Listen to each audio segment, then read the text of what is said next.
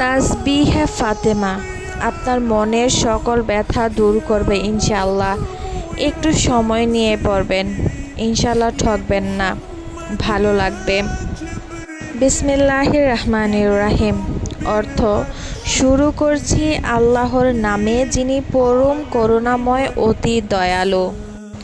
সুবহানাল্লাহ অর্থ আল্লাহ পবিত্র, তিনি সকল ত্রুটিমুক্ত। আলহামদুলিল্লাহ অর্থ সমস্ত প্রশংসা আল্লাহ তাআলার জন্য। আল্লাহু আকবার অর্থ আল্লাহ তাআলা মহান। লা ইলাহা ইল্লাল্লাহ অর্থ আল্লাহ ছাড়া কোনো সত্য উপাস্য নেই।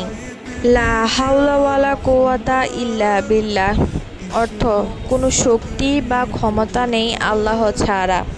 সুবহানাল্লাহি বিহামদিহি ওয়া সুবহানাল্লাহিল আযীম অর্থ আল্লাহ পবিত্র, সমস্ত প্রশংসা তার জন্য, আর তিনি একমাত্র মহান।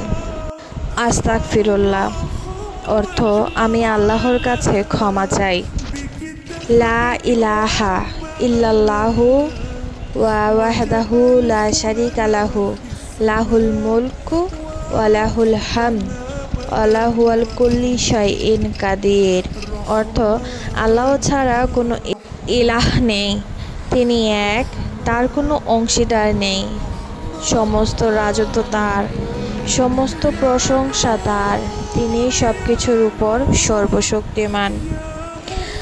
রাদিতু বিল্লাহি রব্বা ওয়া বিল ইসলামি দীনা ওয়া বি মুহাম্মাদি সাল্লাল্লাহু আলাইহি ওয়াসাল্লামা নাবিয়্যা অর্থ আমি আল্লাহকে আমার প্রতিপালক হিসাবে, ইসলামকে আমার ধর্ম হিসাবে এবং মুহাম্মদ সাল্লাল্লাহু আলাইহি ওয়াসাল্লামকে নবী হিসাবে গ্রহণ করলাম।